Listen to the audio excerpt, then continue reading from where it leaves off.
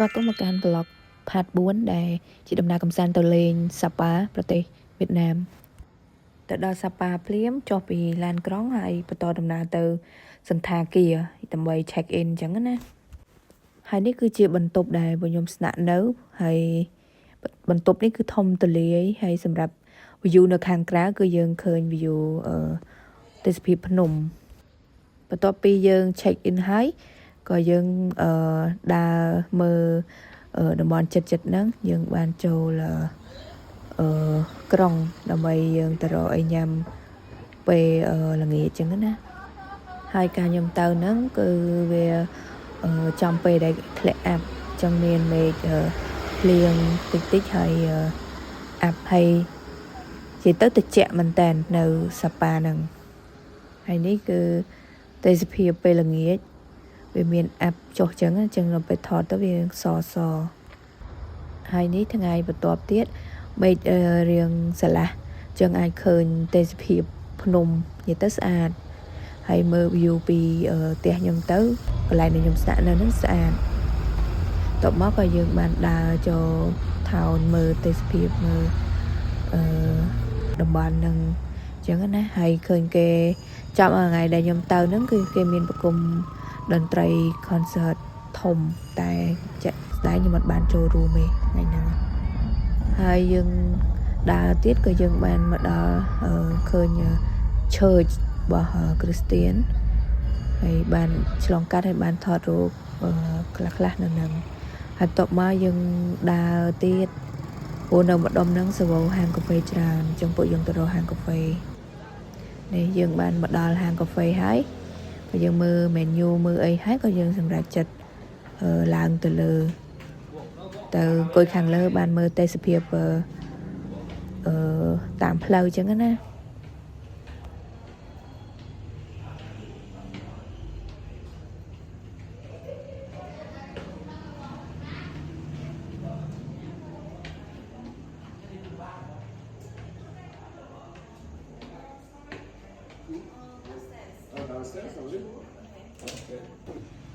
អូខេយើងបានមកដល់កន្លែងហើយយើង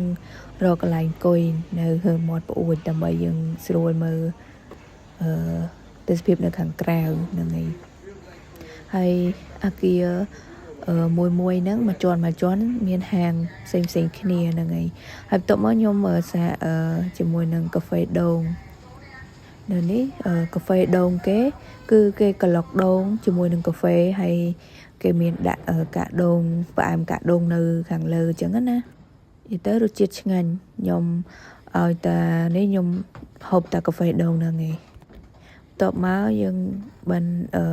ញ៉ាំកាហ្វេហើយក៏បានចុះមកវិញហ្នឹងហើយយើងដើរព្រោះយើងមានកន្លែងត្រូវដើរទៀតអញ្ចឹងណា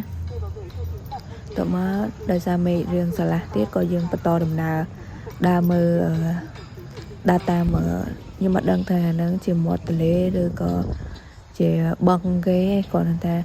នៅហ្នឹងគេរៀបចំស្អាតគេមានដាំឈើសួនផ្កាសួនអីចឹងណាហើយខ្ញុំដើរ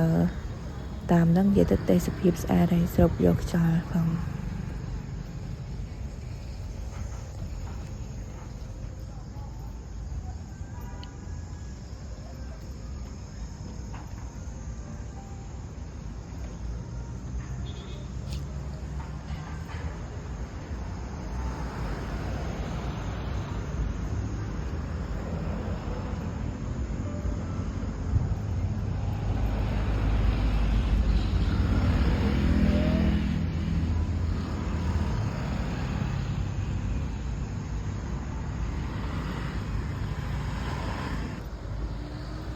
ហើយបន្ទាប់ពីយើងដើរហើយយើងរៀងអស់កម្លាំងរៀងអីក៏ពួកយើងបបួលគ្នាត្រឡប់មកបន្ទប់វិញអញ្ចឹងណាហ្នឹងហើយបានទិញរបស់ញ៉ាំនៅម៉ាតព្រោះនៅហ្នឹងបើសិនជាយើងទិញនៅកន្លែងម៉ាតlocal ម៉ាតគេតម្លៃរៀងទូថ្លៃឯង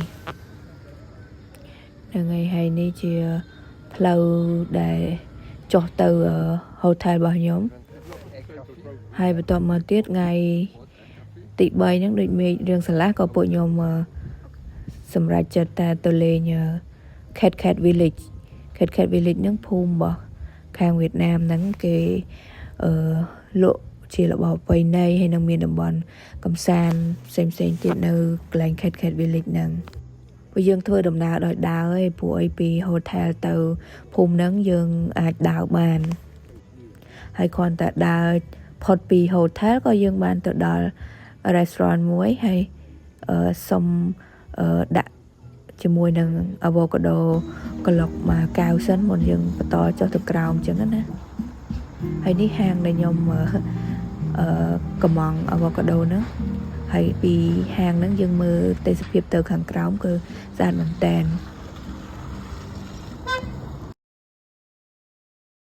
ហើយបន្ទាប់មកយើងបានធ្វើដំណើរចិត្តទៅដល់គោលដៅហើយកន្លែងដែលខ្ញុំថតមិញហ្នឹងគេជាកន្លែងដែលគេលក់ឬក៏ជួលឲ្យយើងស្លៀកពាក់តទៅនឹងវប្បធម៌របស់ខាងជនជាតិវៀតណាមណាហើយរ៉ូបនៅហ្នឹងស្អាតមែនឈុតបែបវៀតណាមគឺស្អាតមែនហើយនេះយើងបានមកដល់ Cat Village ហ្នឹងហើយយើងទិញសវត្តហើយបានគេអនុញ្ញាតឲ្យយើងចូលអញ្ចឹងបន្ទាប់មកបានយើងអាចចូលបានហើយនេះគឺជាទស្សនវិជ្ជាតាមផ្លូវហ្នឹងគេមានលក់របស់ជាកូនកបោបជាកៅអៅជាកសែងអញ្ចឹងណាស្អាតចឹងបងប្អូនអាចទស្សនាដូចតទៅ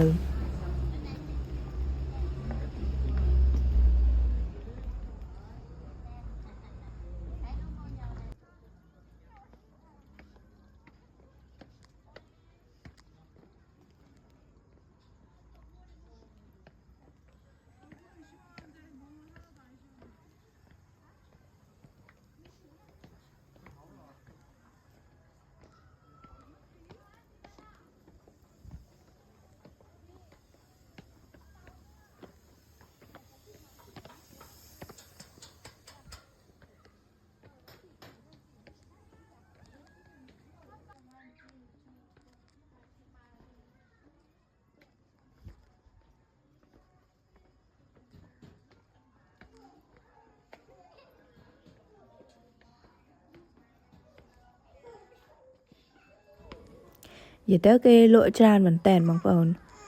គេមានលក់ជាគ្រឿងអនុស្សាវរីយ៍គ្រឿងអលង្ការកាបូបកាតាបស្បែកជើងកៅអៅគេលក់ច្រើន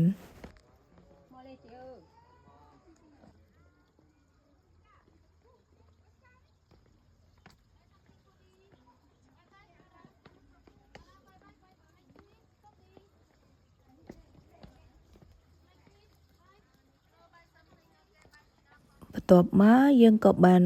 មកដល់កន្លែងមួយគេហៅ Thon Cat កន្លែងហ្នឹងកន្លែងដូចជាធូបពណ៌ក្រហមណាចឹងកន្លែងហ្នឹងគេចូលទៅថតរូបថតអីនៅកន្លែងហ្នឹង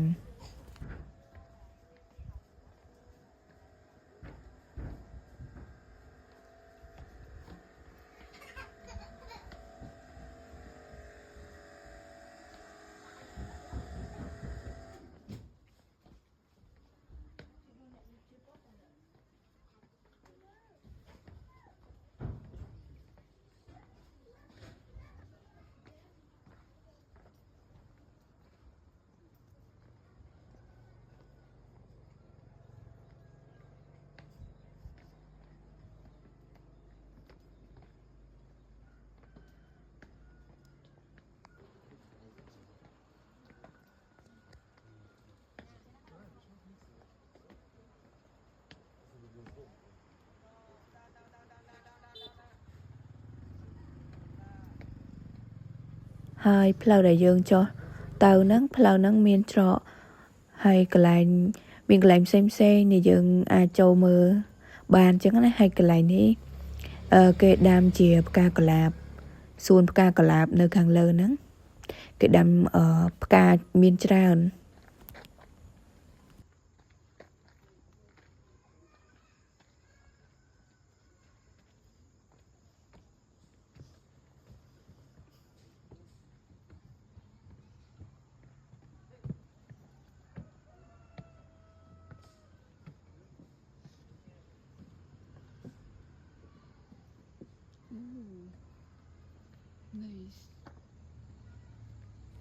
នេះបងប្អូនផ្កាកន្លាប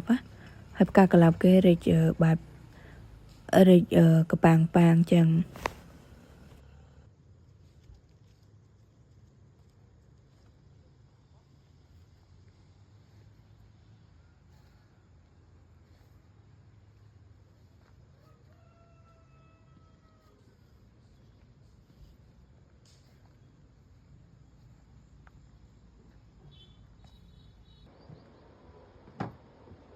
បន្ទាប់ពីយើងបានដើរចេញពី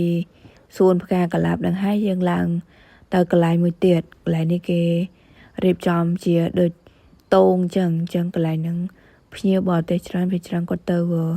ថតនៅកន្លែងហ្នឹង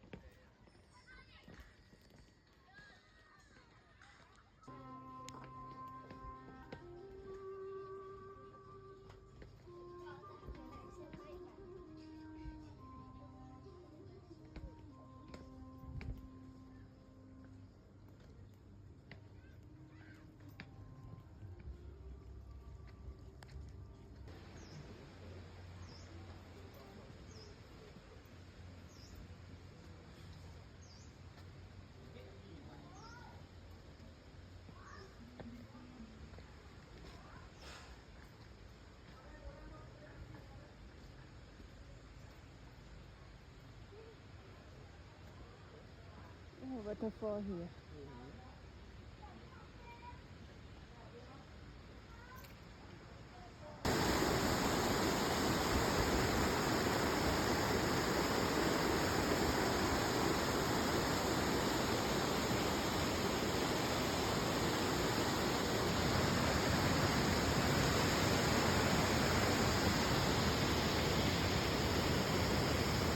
បន្ទាប់ពីយើងបានដើរពីតំបន់មួយទៅតំបន់មួយរួចហើយក៏យើងបានមកដល់កន្លែងមានហាងកាហ្វេមាន restaurant គេនៅកន្លែងទឹកធ្លាក់ហ្នឹងហើយទេសភាពវិញគឺស្អាតមែនតើដោយសារគេតុបតែងបែបជាបុរាណណាជាផ្ទះបុរាណរបស់ជនជាតិវៀតណាមហ្នឹង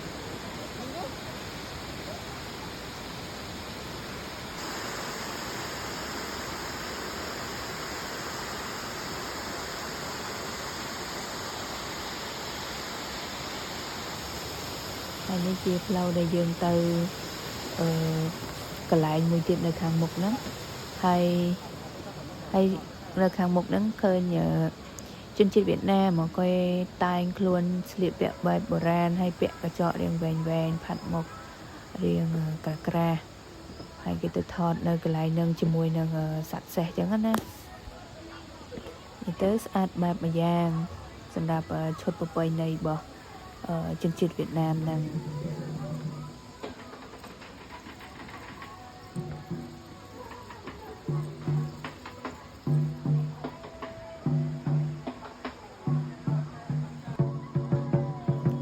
នេះគូស្នេហ៍គេកំពុងតែថតរូបនៅចិត្តសេះសហ្នឹងឃើញច្រើនគូគេទៅថតនៅហ្នឹងហើយដោយសារទេសភាពនៅនឹងស្អាតចឹងណាមានទឹកមានទេសភាពភ្នំអីចឹងទៅហើយការតែងខ្លួនរបស់គេគឺខ្ជុកមែនតើហើយសម្លៀកបំពាក់របស់គេមានគ្រប់ពណ៌ដែរចឹងណាហើយតែពណ៌ដែលខ្ញុំពេញចិត្តពណ៌ខ្ញុំស្រឡាញ់គឺពណ៌សហើយមាន highlight តិចតួចចឹងណាចឹងបងប្អូនអាចមើលបន្តទៀតបានណា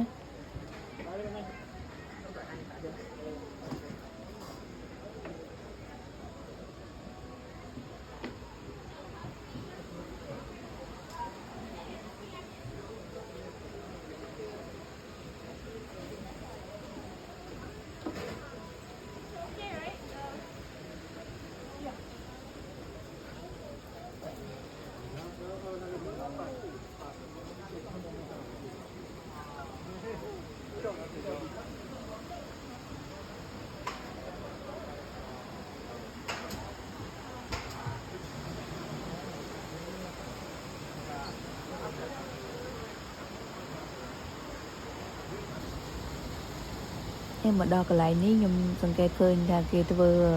rồng sạch bài chỉ sạch được chỉ sạch priệp kia tôi rồng ở nơi tam ở chùa nâng chân á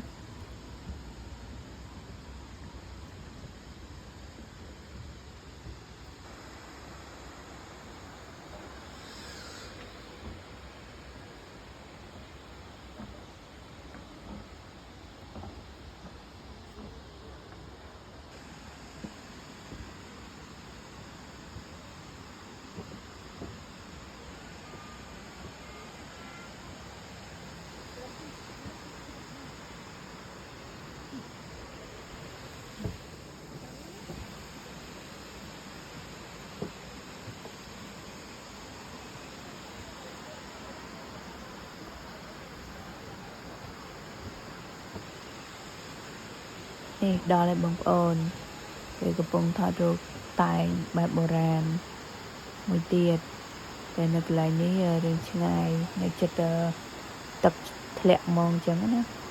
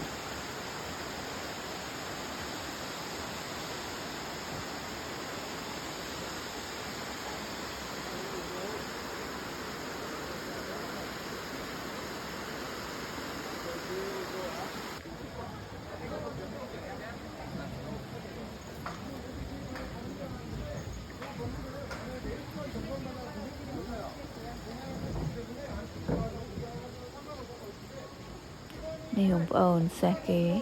ចឹងណាគេចង់ថតរូបថតអីចង់ជិះសេះអីគឺទៅថតឡើងហ្នឹងហើយនៅមានឡើងផ្សេងទៀតហ្នឹងហើយខ្ញុំ voice over នេះដល់ពេលមើលវីដេអូម្ដងទៀតចង់ទៅលេងសាប៉ាម្ដងទៀតតែទៅលើកក្រោយទៅពេលអាកាសធាតុល្អទៅចំខែប្រាំងអីចឹងណាព្រោះអីទៅខែមុនហ្នឹងវាមានអាប់មានភ្លៀងដល់ចឹងយើងដើរលេងអត់បានច្រើនចឹងណា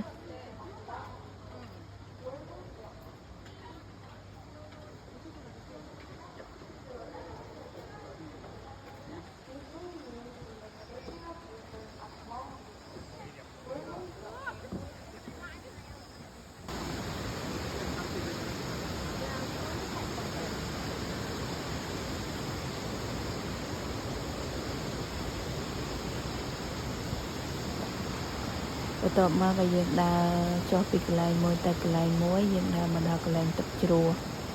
ចូលដល់កន្លែងទឹកជ្រោះថតវីដេអូថតរូបស្លឹកបានមួយចំនួនហើយទៅ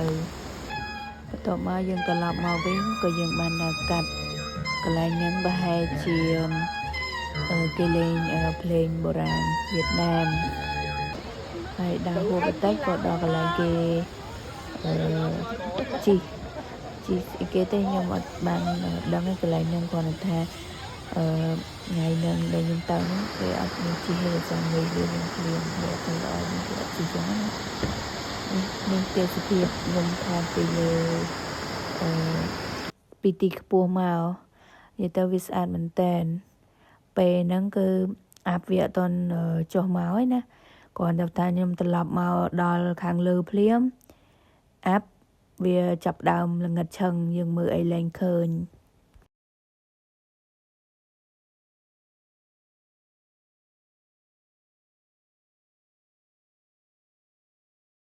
តាំងពីថ្ងៃនឹងមករហូតដល់ថ្ងៃបន្ទាប់ទៀតគឺមេឃភ្លៀងរហូតភ្លៀងធ្លាក់អាប់រហូតចង់ដើរលេងនៅក្នុងក្រុងក៏ពិបាកដែរហើយអ្នកដែលចាញ់ងាហ្នឹងគឺពិបាកមែនតែនចឹងតរកអាវក្រាសុកពីលើចឹងណា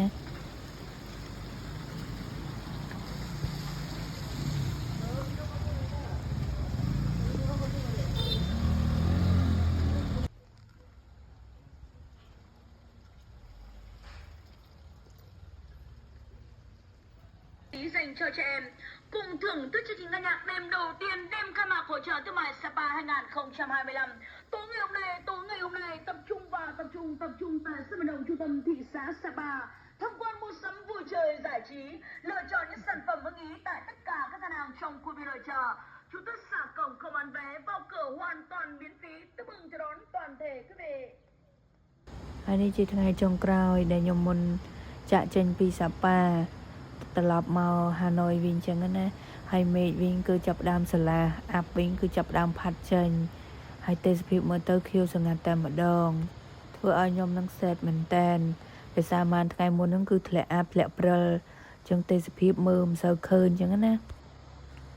ឈោបដើគិតបដើថាចង់នៅតមួយថ្ងៃពីរថ្ងៃអីទៀតចឹងណាតែជាក់ស្ដែងយើងបាន booking សវត្តឡានហើយតែយើងនឹងត្រូវត្រឡប់ទៅហាណូយវិញចឹងវីដេអូរបស់ខ្ញុំមានតែប៉ុណ្្នឹងអរគុណជម្រាបលា